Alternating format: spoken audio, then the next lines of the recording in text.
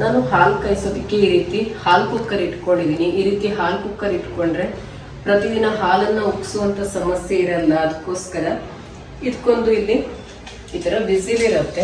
ಇದನ್ನ ಓಪನ್ ಮಾಡ್ಕೊಂಡಿದ್ರ ಒಳಗಡೆ ನೀರ್ ಹಾಕೋಬೇಕು. ಇವಾಗ ಇದಕ್ಕೆ ನೀರ್ ಹಾಕ್ತೀನಿ ನಾನು.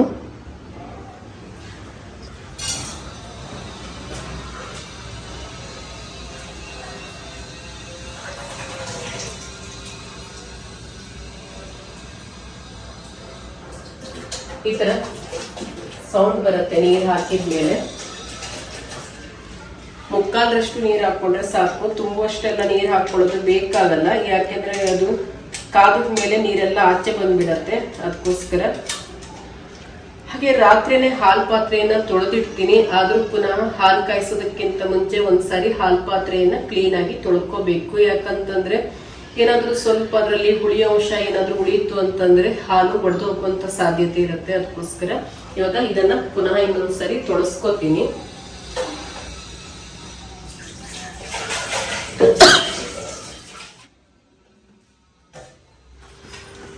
ನಾನು ಹಾಲ್ ಪ್ಯಾಕೆಟ್ ಅನ್ನ ಕ್ಲೀನ್ ಆಗಿ ತೊಳ್ಕೊಂಡಿದ್ದೀನಿ. ನಾನು 2 ಲೀಟರ್ ಹಾಲು ತಗೊಳ್ತೀನಿ. ಅರ್ಧ ಲೀಟರ್ ಹಾಲನ್ನ ಕಾಯಿಸ್ಬಿಟ್ಟು ಟೀ ಮಾಡೋದಿಕ್ಕೆ, ಕಷೆ ಹಾಕೋದಿಕ್ಕೆ ಮತ್ತೆ ಬೆಕ್ಕಿಗೆಲ್ಲ ಬಳಸೋದಿಕ್ಕೆ ಅಂತ ಸಪ್ರೇಟ್ ಬೆಳಿಗ್ಗೆ ಕಾಯಿಸ್ಕೊಂಡ್ಬಿಡ್ತೀನಿ. ಅದಾದ ನಂತರ 1.5 ಲೀಟರ್ ಹಾಲನ್ನ ಕಾಯಿಸ್ಕೊಳ್ಳೋದಕ್ಕೆ ಇಟ್ಕೊಳ್ತೀನಿ. ಯಾಕೆಂದ್ರೆ ಬೆಳಿಗ್ಗೆ ಟೀ ಮಾಡೋದಿಕ್ಕೆ ಮತ್ತೆ ಬೆಳಿಗ್ಗೆ ಬಳಸುವಂತ ಹಾಲಲ್ಲಿ ಕೆನೆ ಜಾಸ್ತಿ ಸಿಗಲ್ಲ. ಕಾಯಿಸಿದ ತಕ್ಷಣ ನಾವು ಅದೆಲ್ಲ ಮಾಡೋದ್ರಿಂದ ಅದರಲ್ಲಿ ಕೆನೆ ಬರಲ್ಲ. ಅದಕ್ಕೋಸ್ಕರ ಅದನ್ನ ಸಪ್ರೇಟ್ ಆಗಿ ಇಟ್ಕೊಂಡ್ಬಿಟ್ಟಿರ್ತೀನಿ.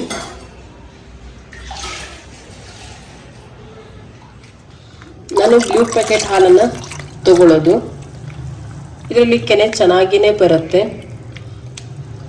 ಇಷ್ಟು ಹಾಲು ಹಾಕೊಂಡ್ರು ಕೂಡ ಏನು ಹೆದರೋದು ಬೇಕಾಗಲ್ಲ. ಕುಕ್ಕರಲ್ಲಿ ನಾವು ಕಾಯಿಸ್ಕೊತಾ ಇದೀವಿ ಅಂತ ಆದ್ರೆ ಹಾಲು ಉಕ್ಕೋದಿಲ್ಲ, ಚೆನ್ನಾಗಿ ಅಲ್ಲಿನೇ ಕೆನೆ ಬರುತ್ತೆ. ಅದು ಕಾದಿದ ತಕ್ಷಣ ಇಲ್ಲಿ ವಿಸಿಲ್ ಹೊಡೆಯೋದಿಕ್ಕೆ ಸ್ಟಾರ್ಟ್ ಆಗತ್ತೆ. ಅವಾಗ ನಾನು ಗ್ಯಾಸ್ ಅನ್ನ ಲೋ ಫ್ಲೇಮ್ ಅಲ್ಲಿ ಇಟ್ಕೊಂಡು ಒಂದು 2-3 ನಿಮಿಷಗಳ ಕಾಲ ಲೋ ಫ್ಲೇಮ್ ಅಲ್ಲಿ ಇಟ್ಕೊಳ್ತೀನಿ. ಕೆಲವೊಮ್ಮೆ 5 ನಿಮಿಷಗಳ ಕಾಲ ಕೂಡ ಇಟ್ಕೋತೀನಿ. ಆ ರೀತಿ ಇಟ್ಕೊಳ್ಳೋದ್ರಿಂದ ಕೆನೆ ತುಂಬಾ ಚೆನ್ನಾಗಿ ಬರುತ್ತೆ. ಅದು ಆರಿದ ಮೇಲೆ ನಾನು ಅದನ್ನ ಫ್ರಿಜ್ ಒಳಗಡೆ ಇಟ್ಕೊಳ್ತೀನಿ. ಹಾಗೆ ಮತ್ತೆ ಮುಸ್ಸಂಜೆ ಟೈಮ್ ಅಲ್ಲಿ ಮತ್ತೆ ಪುನಃ ಕಾಯಿಸ್ಕೊತೀನಿ. ನಾನು 2 ಸಾರಿ ಕಾಯಿಸ್ಕೊತೀನಿ. ಅವಾಗ ಕೆನೆ ತುಂಬಾ ಚೆನ್ನಾಗಿ ಬರುತ್ತೆ. ಇವಾಗ ನಾನು ಹೈ ಫ್ಲೇಮ್ ಅಲ್ಲಿ ಇಟ್ಕೊಂಡಿದ್ದೀನಿ. ಅದು ಕಾದಿದ ಮೇಲೆ ಲೋ ಫ್ಲೇಮ್ ಅಲ್ಲಿ ಇಟ್ಕೊಳ್ತೀನಿ. ಇವಾಗ ನೋಡಿ ಇದು ಸೀಟಿ ಹೊಡಿತಾ ಇದೆ, ಹೊಗೆ ಕೂಡ ಬರ್ತಾ ಇದೆ. ನೋಡ್ಬೋದು, ಈ ರೀತಿ ಹೊಗೆ ಬರ್ತಾ ಇದೆ. ಇಲ್ಲಿ ಹಾಲು ಚೆನ್ನಾಗಿ ಕಾದಿದೆ. ಸ್ವಲ್ಪ ಮಾತ್ರ ನೋಡ್ಬೋದು ಇಲ್ಲೆಲ್ಲ ಕೆನೆ ಸುತ್ತಲೂ ಒಂಚೂರು ಮೇಲ್ ಬಂದಂಗಾಗಿದೆ. ಬಿಟ್ರೆ ಇದು ಹಾಲೆಲ್ಲ ಉಕ್ಕಿ ಕೆಳಗಡೆ ಎಲ್ಲ ಬೀಳಲ್ಲ. ಈ ರೀತಿ ಹಾಲು ಕುಕ್ಕರ್ ಅಲ್ಲಿ ಇಟ್ಟು ಹಾಲು ಕಾಯಿಸೋದ್ರಿಂದ ನಾವು ಎಲ್ಲಿ ಬೇಕಾದ್ರೂ ಆಚೆ ಹೋದ್ರು ಕೂಡ ಆರಾಮಾಗಿ ಇಟ್ಬಿಟ್ಟು ಹೋಗ್ಬೋದು. ಹಾಲು ಉಕ್ಕಿ ಚಲ್ತು ಅನ್ನುವಂತ ಟೆನ್ಷನ್ ಏನು ಇರಲ್ಲ. ಗ್ಯಾಸ್ ಎಲ್ಲ ಗಲೀಜಾಯ್ತು ಕ್ಲೀನ್ ಮಾಡ್ಬೇಕಲ್ಲ, ಅದು ಯಾವ ಟೆನ್ಷನ್ ಕೂಡ ಇರಲ್ಲ. ಇವಾಗ ನಾನು ಲೋ ಫ್ಲೇಮ್ ಅಲ್ಲಿ ಇಟ್ಕೊಂಡ್ಬಿಟ್ಟು ಒಂದು 5 ನಿಮಿಷಗಳ ಕಾಲ ಹೀಗೆ ಇಟ್ಕೋತೀನಿ. ಕೆನೆ ತುಂಬಾ ಚೆನ್ನಾಗಿ ಬರುತ್ತೆ. ಅದಕ್ಕೋಸ್ಕರ ಈ ಕುಕ್ಕರ್ ಅಲ್ಲಿ ನಿಮ್ಗೆ ಬೇರೆ ಬೇರೆ ಸೈಜ್ ಸಿಗತ್ತೆ, ದೊಡ್ಡ ಸೈಜ್ ಸಿಗತ್ತೆ, ಅರ್ಧ ಲೀಟರ್ ಇಂದ ಸಿಗತ್ತೆ. ನಾನು 1.5 ಲೀಟರ್ ತಗೊಂಡಿದ್ದೀನಿ. ತಗೊಂಡು ತುಂಬಾ ವರ್ಷ ಆಯ್ತು, ಆಗ್ಲೇ 7-8 ವರ್ಷ ಆಯ್ತು ಈ ಕುಕ್ಕರ್ ತಗೊಂಡ್ಬಿಟ್ಟು.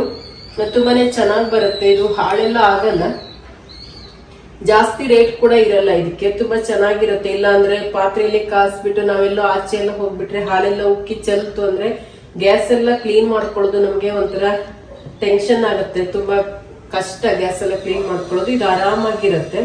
ಕೆನೆ ಕೂಡ ತುಂಬಾ ಚೆನ್ನಾಗಿ ಬರುತ್ತೆ. ನಾನು ನಿಮ್ಗೆ ತೋರಿಸ್ತೀನಿ ಹೇಗ್ ಬರುತ್ತೆ ಅಂತ ಹೇಳಿ. ಇವಾಗ ಒಂದ್ 5 ನಿಮಿಷ ಹೀಗೆ ಇರ್ಲಿ. ಇದು ನೋಡಿ, ಇದು ಈ ರೀತಿ ಸೌಂಡ್ ಬರ್ತಾ ಇರೋದ್ರಿಂದ ನಮ್ಗೆ ಹಾಲು ಕಾದಿದ್ದು ಕೂಡ ಗೊತ್ತಾಗುತ್ತೆ. ನಾವ್ ಎಲ್ಲೇ ಇದ್ರು ಕೂಡ ಹಾಲು ಕಾದಿದೆ ಅಂತ ಗೊತ್ತಾಗುತ್ತೆ. ಮತ್ತೆ ಹಾಲು ಉಕ್ಕಿ ಕೂಡ ಚಲೋದಿಲ್ವಲ್ಲ, ಯಾವುದೇ ಸಮಸ್ಯೆ ಆಗಲ್ಲ ನಮ್ಗೆ. ಲೇಡೀಸ್ಗೆ ಇಲ್ಲ ಅಂತಂದ್ರೆ ಹಾಲೆಲ್ಲ ಇಟ್ಬಿಟ್ರೆ ಒಂದ್ ತಲೆಬಿಸಿ ಆಗ್ಬಿಟ್ಟಿರುತ್ತೆ, ಹಾಲು ಉಕ್ಕೋಗ್ಬಿಡತ್ತೆ ಅಂತೆಲ್ಲ ಹೇಳಿ. ಆಮೇಲೆ ಕ್ಲೀನ್ ಮಾಡ್ಬೇಕು, ಇಲ್ಲ ಸೀದ್ ಹೋಗತ್ತೆ ಪಾತ್ರೆ, ಈ ತರ ಸಮಸ್ಯೆಗಳೆಲ್ಲ ಆಗತ್ತೆ. ಈ ರೀತಿ ಒಂದು ಕುಕ್ಕರ್ ಇಟ್ಕೊಂಡ್ರೆ ನಮ್ಗೆ ತಲೆ ಬಿಸಿ ಇರಲ್ಲ. ನನಗಂತೂ ಯಾವುದೇ ಟೆನ್ಷನ್ ಇಲ್ಲ. ಹಾಲು ಇಟ್ಬಿಟ್ಟು ನಾನು ಅಲ್ಲಿ ಇಲ್ಲಿ ಎಲ್ಲ ಓಡಾಡಕ್ ಹೋಗ್ತೀನಿ, ಏನು ಕೂಡ ಹಾಲು ಉಕ್ತು ಅನ್ನೋ ತಲೆ ಬಿಸಿ ಇರಲ್ಲ. ಅದಕ್ಕೋಸ್ಕರ ನಿಮ್ಗೂ ಕೂಡ ಇದು ಹೆಲ್ಪ್ ಆಗ್ಬೋದು ಅಂತ ಹೇಳಿ ನಾನು ಇದನ್ನ ನಿಮ್ ಜೊತೆ ಶೇರ್ ಮಾಡ್ತಾ ಇದ್ದೀನಿ. ತುಂಬಾ ಜನ ಲೇಡೀಸ್ಗೆ ಇದು ಹೆಲ್ಪ್ ಆಗತ್ತೆ ಅಂತ ಅಂದ್ಕೊಂಡು. ಈಗ ಹಾಲು ಕಾದಿದ ಮೇಲೆ ಗ್ಯಾಸ್ನ ಲೋ ಫ್ಲೇಮ್ ಅಲ್ಲಿ ಇಟ್ಕೊಂಡು 5 ನಿಮಿಷ ಆಗಿದೆ. ಗ್ಯಾಸ್ ಅನ್ನ ಆಫ್ ಮಾಡ್ಕೊಳ್ತಾ ಇದ್ದೀನಿ. ಇವಾಗ ಹಾಲು ಆರಿದೆ.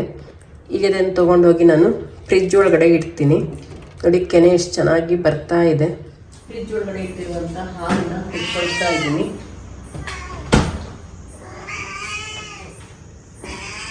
ಕೆನೆ ನೋಡಿ ಎಷ್ಟು ದಪ್ಪವಾಗಿ ಬಂದಿದೆ. ಇದಕ್ಕೆ ನೋಡ್ಬೋದು ತುಂಬಾನೇ ಗಟ್ಟಿಯಾದಂತ ಕೆನೆ ಬಂದಿದೆ.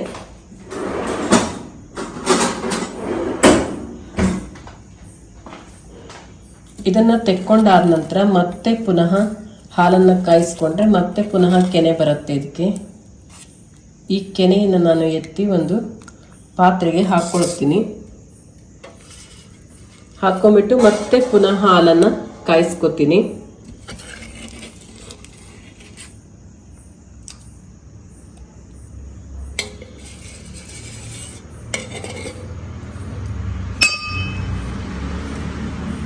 ಅನಂತರ ಇದಕ್ಕೆ ಸ್ವಲ್ಪ ಮೊಸರನ್ನ ಸೇರಿಸ್ಕೊಳ್ತೀನಿ. ಕೆನೆಗೆ ಸ್ವಲ್ಪ ಮೊಸರನ್ನ ಹಾಕ್ಕೊಂಡ್ರೆ ತುಂಬ ಚೆನ್ನಾಗಿರುತ್ತೆ. ಹಾಗೆ ಯಾವುದೇ ಸ್ಮೆಲ್ ಕೂಡ ಬರಲ್ಲ. ಮಜ್ಜಿಗೆ ಥರನೇ ಆಗಿರುತ್ತೆ ಕೆನೆ, ತುಂಬಾನೇ ಚೆನ್ನಾಗಿರುತ್ತೆ. ಮತ್ತೆ ಪುನಃ ಕಾಸ್ಕೊಂಡ್ಮೇಲೆ ಬಂದಂಥ ಕೆನೆಯನ್ನು ಕೂಡ ಈಗ ಹಾಕ್ಕೊಳ್ತೀನಿ. ನೋಡಿ, ಒಂದ್ಸರಿ ಕೆನೆ ತೆಕ್ಕೊಂಡು ಮತ್ತೆ ಪುನಃ ಈವ್ನಿಂಗ್ ಟೈಮಲ್ಲಿ ಕಾಸಾದ್ಮೇಲೆ ಮತ್ತೆ ಫ್ರಿಜ್ ಒಳಗಡೆ ಇದನ್ನು ಇಟ್ಕೊಂಡಿದ್ದೀನಿ. ಸಂಜೆ ಆಗೋವರೆಗೆ ಮತ್ತೆ ನೋಡಿ ಇಷ್ಟೊಂದು ಕೆನೆ ರೆಡಿಯಾಗಿರುತ್ತೆ. 2 ಸಾರಿ ನಾವು ಕೆನೆಯನ್ನು ಕಲೆಕ್ಟ್ ಮಾಡ್ಕೋಬಹುದು. ಗಟ್ಟಿ ಕೆನೆಯನ್ನು 2 ಸಾರಿ ಕಲೆಕ್ಟ್ ಮಾಡಿಕೊಂಡ್ರೆ ತುಂಬ ಚೆನ್ನಾಗಿ ತುಪ್ಪ ಮತ್ತು ಬೆಣ್ಣೆಯನ್ನು ನಾವು ರೆಡಿ ಮಾಡ್ಕೋಬಹುದು. ನೋಡಿ ಎಷ್ಟು ಗಟ್ಟಿಯಾದಂಥ ಕೆನೆ ಬರುತ್ತೆ. ಮೊದಲನೇ ಕೆನೆಯನ್ನು ತೆಕ್ಕೊಂಡ್ಬಿಟ್ಟು ನಾನು ಸ್ವಲ್ಪ ಮೊಸರು ಹಾಕಿ ಹೆಪ್ಪಾಕಿ ಇಟ್ಕೊಂಡಿದ್ದೆ. ಇವಾಗ ನೋಡಿ 2ನೇ ಕೆನೆಯನ್ನು ಕೂಡ ಈಗ ತೆಕ್ಕೊಳ್ತಾ ಇದ್ದೀನಿ.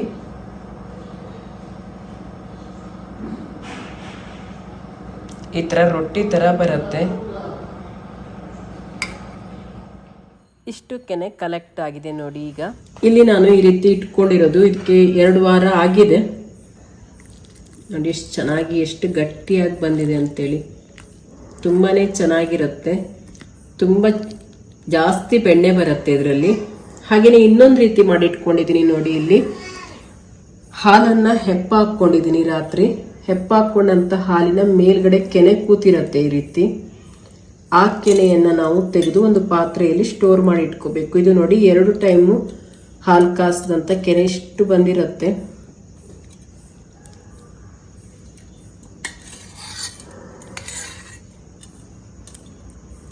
ತುಂಬ ಗಟ್ಟಿ ಕೆನೆ ಬಂದಿರುತ್ತೆ. ಟೈಮ್ ಕಾಸ್ಕೊಂಡ ಹಾಲಲ್ಲಿ ಎಷ್ಟು ಚೆನ್ನಾಗಿ ಈ ರೀತಿ ಗಟ್ಟಿ ಕೆನೆ ಬಂದಿರುತ್ತೆ. ಮಜ್ಜಿಗೆ ಮೇಲಿರುವಂಥ ಕೆನೆ ಇದು. ಈ 2 ರೀತಿಯಲ್ಲೂ ನಾವು ಮಾಡ್ಕೋಬಹುದು. ತುಂಬಾ ಚೆನ್ನಾಗಿ ಬೆಣ್ಣೆ ಬರುತ್ತೆ. 2 ರೀತಿಯಲ್ಲೂ ಮಾಡ್ಕೋಬಹುದು. ನಾವು ಹಾಲನ್ನ ಕಾಯಿಸ್ಬಿಟ್ಟು ಕೆನೆಯನ್ನ ಎತ್ತಿಟ್ಕೊಂಡು ಸ್ವಲ್ಪ ಮೊಸರನ್ನ ಹಾಕ್ಬಿಟ್ಟು ಹೆಪ್ಪ ಹಾಕಿ ಈ ರೀತಿ ಇಟ್ಕೋಬಹುದು ಕೆನೆಯನ್ನ. ಅದು ಕೂಡ ತುಂಬಾ ಚೆನ್ನಾಗಿ ಬೆಣ್ಣೆ ಬರುತ್ತೆ. ಇಲ್ಲ ಅಂತಾದ್ರೆ ಹಾಲನ್ನ ರಾತ್ರಿ ಹೆಪ್ಪ ಹಾಕಿ ಮಾರನೇ ದಿನ ಬೆಳಿಗ್ಗೆ ಆ ಮಜ್ಜಿಗೆಯ ಮೇಲ್ಗಡೆ ಕೂತಿರತ್ತಲ್ಲ ಆ ಕೆನೆಯನ್ನ ಎತ್ತಿಟ್ಕೋಬೇಕು. ಅದು ಕೂಡ ತುಂಬಾ ಚೆನ್ನಾಗಿ ಬರುತ್ತೆ. ಇವಾಗ ಇವೆರಡು ಸೇರಿ 10 ದಿನದ ಕೆನೆ ಇದರಲ್ಲಿ ಇದೆ. ಎಷ್ಟು ಬೆಣ್ಣೆ ಬರುತ್ತೆ ನೋಡಿ. ಈ ರೀತಿ ಗುಂಡಿ ಇರುವಂತ ಪಾತ್ರೆಯನ್ನ ಇಟ್ಕೋಬೇಕು. ಈ ರೀತಿ ಗುಂಡಿ ಇರುವಂತ ಪಾತ್ರೆ ಇಟ್ಕೊಂಡ್ರೆ ಮಜ್ಜಿಗೆ ಎಲ್ಲ ಆ ಕಡೆ ಈ ಕಡೆ ಸಿಡಿಯಲ್ಲ. ತುಂಬಾ ಚೆನ್ನಾಗಿರುತ್ತೆ ಕಡಿಯೋದಿಕ್ಕೆ. ಅದಕ್ಕೋಸ್ಕರ ಈ ತರ ಬೊಡ್ಡೆ ಇಟ್ಕೊಂಡ್ರೆ ತುಂಬಾ ಒಳ್ಳೆಯದು. ನಾವು ಇದಕ್ಕೆ ಬೊಡ್ಡೆ ಅಂತ ಹೇಳ್ತೀವಿ. ಈಗ ಇದ್ರೊಳಗೆ ನಾನು ಕೆನೆಯನ್ನ ಹಾಕೊಳ್ತೀನಿ.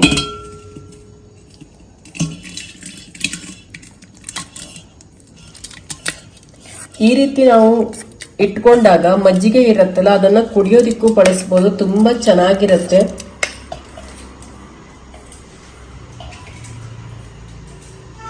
ತುಂಬಾ ಫ್ರೆಶ್ ಆಗಿನೇ ಇರುತ್ತೆ ಮಜ್ಜಿಗೆ. ಕುಡಿಯೋದಿಕ್ಕೂ ಕೂಡ ತುಂಬಾನೇ ಚೆನ್ನಾಗಿರುತ್ತೆ. ಯಾವುದೇ ಸ್ಮೆಲ್ ಎಲ್ಲ ಇರಲ್ಲ. ಹಾಲಿನ ಕೆನೆಯನ್ನಷ್ಟೇ ನಾವು ಎತ್ತಿಟ್ಕೊಂಡಾಗ ಅದನ್ನ ಕುಡಿಯೋದಿಕ್ಕೆ ಬರಲ್ಲ. ಈ ರೀತಿ ಮಾಡಿಟ್ಕೊಂಡ್ರೆ ಕುಡಿಯೋದಿಕ್ಕೂ ಕೂಡ ತುಂಬಾ ಚೆನ್ನಾಗಿ. ನಾನು ಸ್ವಲ್ಪ ನೀರನ್ನ ಬಿಸಿ ಮಾಡಿಕೊಂಡು ಇದನ್ನ ಕಡ್ಕೊಳ್ತೀನಿ. ಯಾಕಂತಂದ್ರೆ ಇದು ಫ್ರಿಜ್ ಅಲ್ಲಿ ಇಟ್ಬಿಟ್ಟು ಕೋಲ್ಡ್ ಆಗಿರತ್ತಲ್ಲ. 2 ಗಂಟೆ ಮುಂಚೆ ತೆಗೆದಿಟ್ಟಿದ್ದೀನಿ. ಆದ್ರೂ ಕೂಡ ಸ್ವಲ್ಪ ಬಿಸಿ ನೀರಲ್ಲಿ ಕಡ್ಕೊಂಡ್ರೆ ತುಂಬಾ ಚೆನ್ನಾಗಿ ಬೇಗ ಬೆಣ್ಣೆ ಬರುತ್ತೆ. ಜಾಸ್ತಿ ಏನ್ ಬಿಸಿ ಮಾಡ್ಕೋಬಾರ್ದು. ಸ್ವಲ್ಪ ಹೂ ಬಿಸಿಗಿಂತ ಸ್ವಲ್ಪ ಜಾಸ್ತಿ ಬಿಸಿ ಇದ್ರೆ ಸಾಕು. ಇವಾಗ ಇದನ್ನ ಹಾಕೊಳ್ತೀನಿ. ನಾನಿಲ್ಲಿ ಈ ರೀತಿ ಮಂಥನವನ್ನ ಇಟ್ಕೊಂಡಿದ್ದೀನಿ ಮಜ್ಜಿಗೆಯನ್ನ ಕಡ್ಕೊಳ್ಳೋದಿಕ್ಕೆ. ತುಂಬಾ ಚೆನ್ನಾಗಿರುತ್ತೆ. ಆಮೇಲೆ ಯಾರಾದ್ರೂ ಕೇಳ್ತೀರಾ ಇದನ್ನ ಎಲ್ಲಿ ತಗೊಂಡ್ರಿ ಅಂತ. ಇದು ಸಿರ್ಸಿಯಲ್ಲಿ ಸಿಗತ್ತೆ, ಹೊನ್ನಾವರ, ಸಾಗರ ಎಲ್ಲ ಸಿಗತ್ತೆ. ಇದಕ್ಕೆ ಜಾಸ್ತಿ ಏನ್ ರೇಟ್ ಇರಲ್ಲ. ಇದು 1,500 ಸಾವಿರಕ್ಕೆಲ್ಲ ಸಿಗತ್ತೆ. ನಾನು ಇದನ್ನ ತಗೊಂಡ್ಬಿಟ್ಟು 13 ವರ್ಷ ಆಯ್ತು. ಈಗಲೂ ಕೂಡ ಸಿಗತ್ತೆ ಹೊನ್ನಾವರ ಎಲ್ಲ ಕಡೆ ಪಾತ್ರೆ ಅಂಗಡಿಗಳಲ್ಲಿ ಸಿಗತ್ತೆ. ಇದು ಸ್ಟೀಲ್ ಪಾತ್ರೆಗಳೆಲ್ಲ ಸಿಗತ್ತಲ್ಲ, ಆ ಶಾಪ್ ಅಲ್ಲಿ ಇದು ಸಿಗತ್ತೆ. ಇವಾಗ ನಾವು ಇದು ಬೇಕಾದಷ್ಟು ನಾವು ಹೈಟ್ ಅನ್ನ ಮಾಡ್ಕೋಬಹುದು. ಎಷ್ಟು ಮಜ್ಜಿಗೆ ಇರುತ್ತೋ ಅಷ್ಟು ಹೈಟ್ ನೋಡ್ಕೊಂಡ್ಬಿಟ್ಟು ನಾವು ಅದನ್ನ ಇಟ್ಕೋಬಹುದು.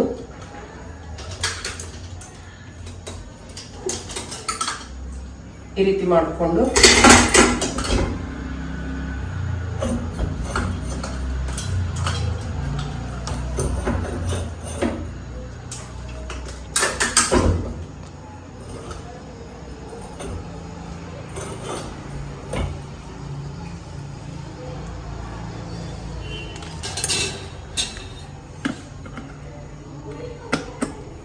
ನಾವಿಲ್ಲೇ ಇರಬೇಕು ಅಂತಲೇ ಇಲ್ಲ. ಇದಕ್ಕೆ ಕಡಿಯೋದಕ್ಕೆ ಹಾಕ್ಬಿಟ್ಟು ನಾವು ಎಲ್ಲಿ ಬೇಕಾದರೂ ಹೋಗ್ಬೋದು.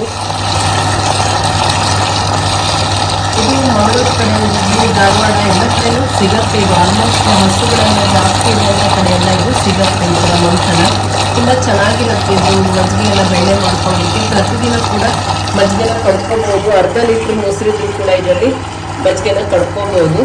ತುಂಬ ಚೆನ್ನಾಗಿರುತ್ತೆ. ಯಾರಾದರೂ ಬೇಕಾದರೆ ಮತ್ತೆ ಕೇಳ್ತೀರಾ ಅಂತ ಇವಾಗ ಹೇಳಿದ್ದೀನಿ.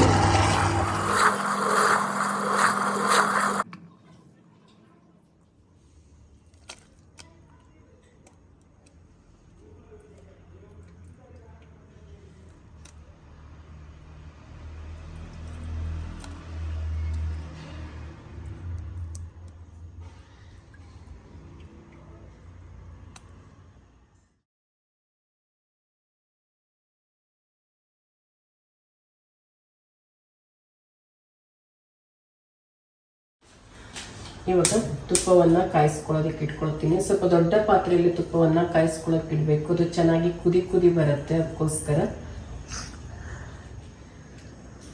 ಇಲ್ಲಿ ಸ್ವಲ್ಪ ಸಕ್ಕರೆನ ಹಾಕೊಳ್ತಾ ಇದ್ದೀನಿ. ಜಾಸ್ತಿ ಹಾಕೊಳ್ತಾ ಇಲ್ಲ.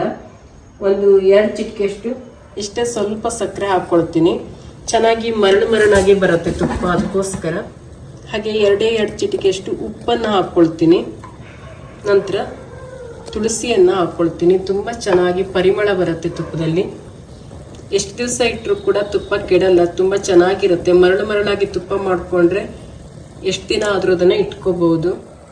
ಇವಾಗ ತುಪ್ಪ ಕರಗಿದೆ, ಯೆಲ್ಲೋ ಕಲರ್ಗೆ ತಿರುಗಿದೆ ನೋಡ್ಬೋದು. ಈಗ ಇನ್ನೂ ಕೂಡ ಚೆನ್ನಾಗಿ ಬೇಯ್ತಾ ಇದೆ. ಇದು ಬ್ರೌನ್ ಕಲರ್ಗೆ ತಿರುಗ್ತಾ ಇದೆ. ಮೇಲ್ಗಡೆ ಸ್ವಲ್ಪ ವೈಟ್ ಇದೆ. ಇವಾಗ ಚೆನ್ನಾಗಿ ಬೇಯ್ತಾ ಇದೆ. ಮೇಲೂ ಕೂಡ ನೋಡಿ ಬ್ರೌನ್ ಕಲರ್ ಬರ್ತಾ ಇದೆ. ಸೌಂಡ್ ಯಾವಾಗ ಹೋಯ್ತು ಆವಾಗ ನಾವು ಗ್ಯಾಸನ್ನು ಆಫ್ ಮಾಡ್ಕೋಬೇಕು. ಇವಾಗ ಸೌಂಡ್ ಇಲ್ಲ. ಹಾಗೆ ಸ್ವಲ್ಪ ಆರಿದ ಮೇಲೆ ತುಪ್ಪನ ಸೋಸಿಟ್ಕೊಂಡಿದ್ದೀನಿ. ಇವಾಗ ನೋಡಿ ಎಷ್ಟು ಚೆನ್ನಾಗಿ ಮರಳಾದಂಥ ತುಪ್ಪ ರೆಡಿಯಾಗಿದೆ. ತುಂಬಾ ಪರಿಮಳ ಕೂಡ ಇದೆ. ಕಲರ್ ಕೂಡ ತುಂಬಾ ಚೆನ್ನಾಗಿ ಬಂದಿದೆ. ಅಮ್ಮ ಮಾಡಿದ ಹಾಗೆ ಮರಳಾದಂಥ ತುಪ್ಪ ರೆಡಿಯಾಗಿದೆ. ಈ ರೀತಿ ಮರಳಾದಂಥ ತುಪ್ಪ ಆದರೆ ತಿನ್ನೋದಕ್ಕೂ ಕೂಡ ತುಂಬ ಚೆನ್ನಾಗಿರುತ್ತೆ. ಗಮ್ ಅಂತ ಪರಿಮಳ ಬರ್ತಾ ಇದೆ. ತುಂಬಾ ಚೆನ್ನಾಗಿ ಬಂದಿದೆ. ನೀವು ಕೂಡ ಇದೇ ರೀತಿ ಟ್ರೈ ಮಾಡಿ. ಅರ್ಧ ಕೆಜಿಗಿಂತ ಜಾಸ್ತಿ ತುಪ್ಪ ಬಂದಿದೆ ನೋಡಿ. ಬ್ಲೂ ಕಲರ್ ಹಾಲ್ ಪ್ಯಾಕೆಟಲ್ಲೂ ಕೂಡ ತುಂಬ ಚೆನ್ನಾಗಿ ನಾವು ತುಪ್ಪನ ರೆಡಿ ಮಾಡ್ಕೋಬಹುದು. ಇವತ್ತಿನ ವಿಡಿಯೋ ನಿಮಗೆ ಇಷ್ಟ ಆಗಿರುತ್ತೆ ಅಂತ ಅಂದ್ಕೊಂಡಿರ್ತೀನಿ. ಇಷ್ಟ ಆಗಿದ್ರೆ ಹೊಸಬರಾಗಿದ್ದರೆ ಸಬ್ಸ್ಕ್ರೈಬ್ ಮಾಡಿ. ಹಾಗೆ ಬೇರೆಯವ್ರ ಜೊತೆ ಕೂಡ ಶೇರ್ ಮಾಡ್ಕೊಳ್ಳಿ. ನಿಮ್ಮ ಅನಿಸಿಕೆ ಅಭಿಪ್ರಾಯವನ್ನು ಕಮೆಂಟಲ್ಲಿ ತಿಳಿಸಿ. ಹಾಗೆ ಒಂದು ಲೈಕ್ ಮಾಡಿ. ಇವತ್ತಿನ ವಿಡಿಯೋ ನೋಡಿದ್ದಕ್ಕೆ ಧನ್ಯವಾದಗಳು.